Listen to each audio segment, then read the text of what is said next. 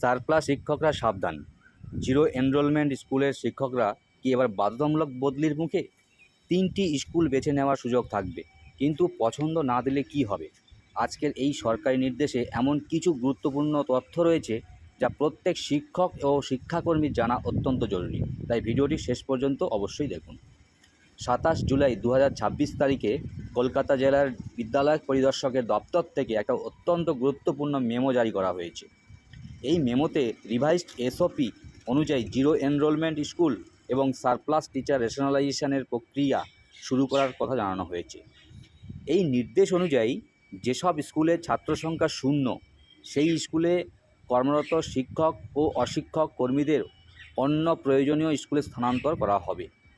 এছাড়াও যেসব স্কুলে প্রয়োজনের তুলনায় শিক্ষক বেশি রয়েছেন, অর্থাৎ সারপ্লাস শিক্ষক আছেন, তাদেরও শিক্ষক সংকট রয়েছে এমন স্কুলে বদলি করা হবে। সবচেয়ে গুরুত্বপূর্ণ বিষয় হলো, সারপ্লাস হিসাবে চিহ্নিত শিক্ষকরা 3টি স্কুলের পছন্দ দেওয়ার সুযোগ পাবেন।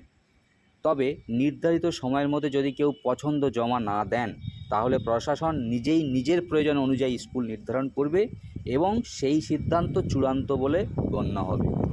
মাধ্যমিক স্তরে বিষয়ভিত্তিক সারপ্লাস শিক্ষক বিবেচনা করা হবে। আবার শিক্ষক সংকট রয়েছে এমন স্কুলগুলিকে হাই পিটিআর এর ভিত্তিতে চিহ্নিত করা হবে।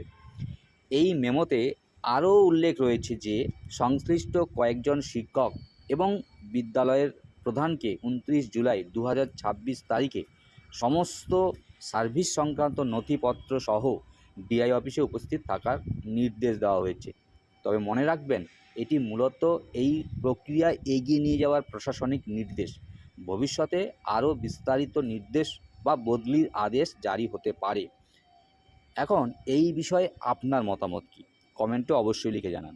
আর শিক্ষক ও সরকারি শিক্ষা সংক্রান্ত এমন গুরুত্বপূর্ণ আপডেট সবার আগে পেতে ভিডিওটি ভালো লাগলে লাইক করুন, শেয়ার করুন এবং আমার চ্যানেলটি সাবস্ক্রাইব করতে ভুলবেন না।